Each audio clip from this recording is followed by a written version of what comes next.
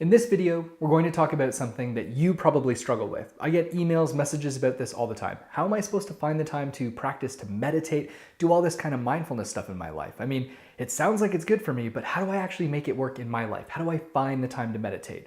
We're going to talk all about that in this video today. Let's roll that intro and get started.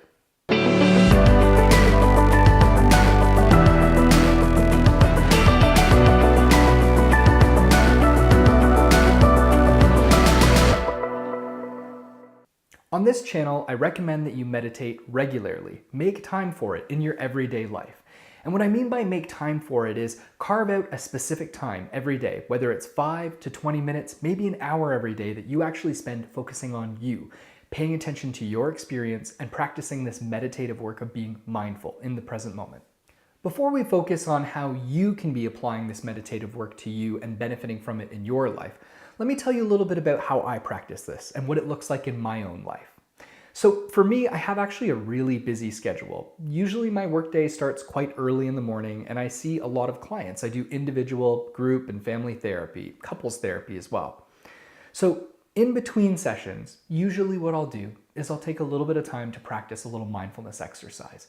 It's super brief, but what I'll do is I'll actually pause for a moment and just notice what I'm feeling, connect with whatever sensations are showing up for me first, just to get myself here now in the moment, because you can be swimming in thoughts, right? Maybe I had an intense session with a client, had a really deep conversation, or maybe I'm really worried about a client. And so my mind can be really stuck on that. So whatever's available to me in the moment, the sensations that I'm feeling, the movement of my chest as I breathe, maybe if I'm feeling a little anxious, noticing my heart rate, I might even just kind of like press my feet into the ground, just really notice the corners of my feet pressing into my shoes into the ground. Sometimes I'll actually even kick my shoes off and kind of like press my feet down into the floor to feel the coolness of the wood floor against my feet. Then what I'll do is just take a moment to notice any of the emotional qualities that are showing up for me. Like emotionally, how do I feel right now? What kind of thoughts am I having? Is my mind trying to pull me anywhere? And then this is a really important part of my kind of transitioning mindfulness exercise, is I'll think about the next person or the next couple that I'm about to see.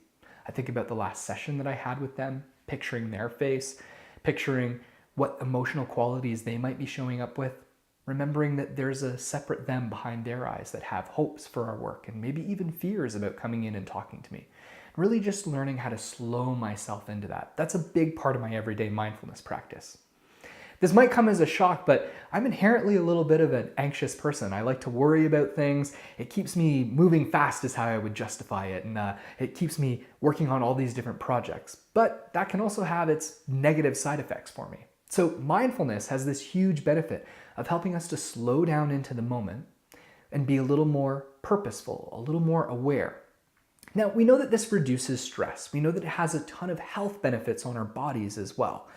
But what I find is the best part about this mindfulness work, and I'm not going to get too much into the neuropsychology stuff. There's been people who've been talking about how practicing this meditative work of mindfulness activates the medial prefrontal cortex, the part of the brain that's associated with sleeping and consolidating memory. But that is the big effect that I notice, is that if I take my dog out into the woods, I'll take her off her leash and we'll walk through the woods. I might actually turn off my podcast that I'm listening to, because guilty, I'm a multitasker, and actually just notice the sound of the wind. Notice the feeling of my breath in my body.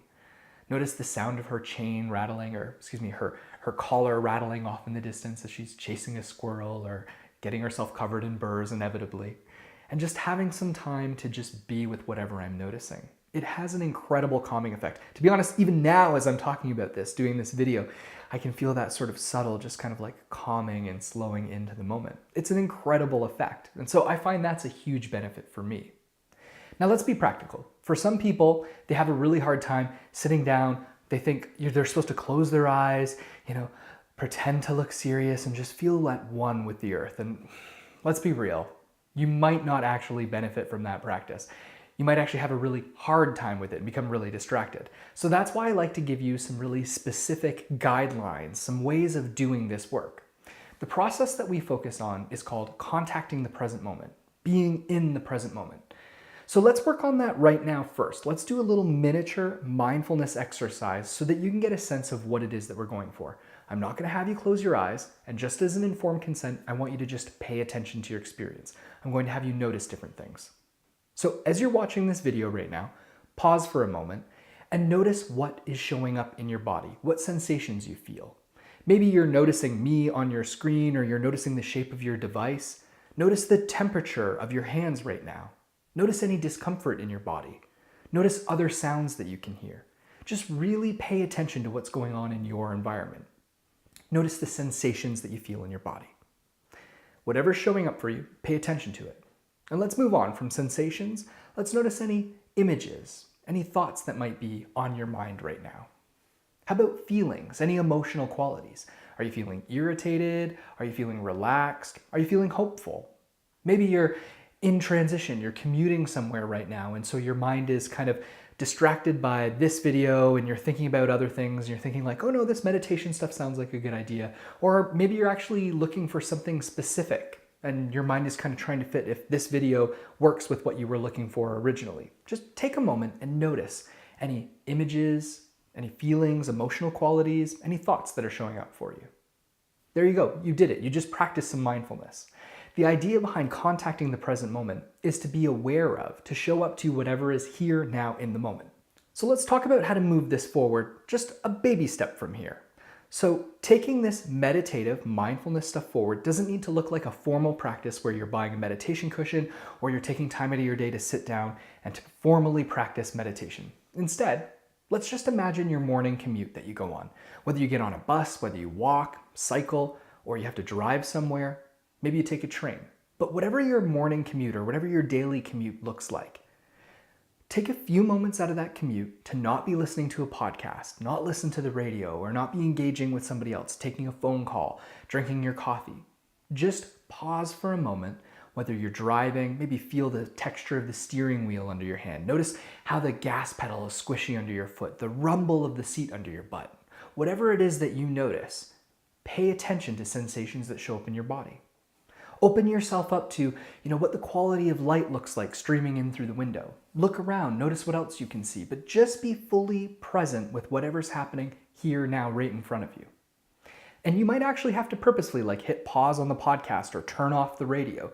You might have to have a break in a conversation that you're having with somebody, but really be purposeful, intentionally taking time out of your day to just notice things that show up. If you did that for only 30 seconds, cool, but make sure you pay attention to what's happening for you. Let's kick that up a notch. Let's go a little further with it. So let's imagine on your lunch break, as you're opening up your lunch, or you're picking up lunch, or maybe you're making lunch for your lunch break, but take some time to do nothing else but that one activity, preparing, unpacking your lunch, and taking the first few bites mindfully.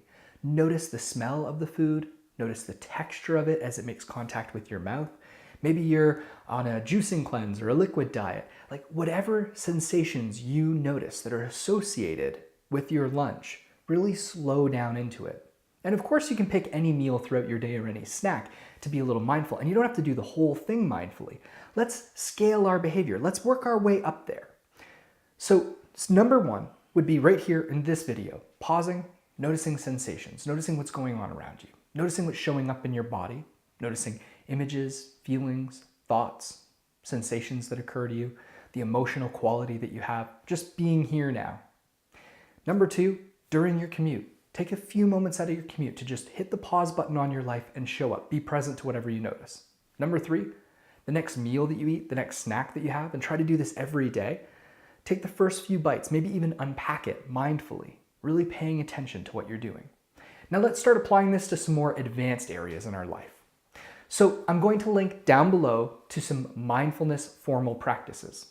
Some of them range everywhere from a few minutes long, just some mindfulness of breath to slow down, feel the sensations of breath in your body. Some of them are quite a bit longer around connecting with positive energy or connecting with your self-confidence.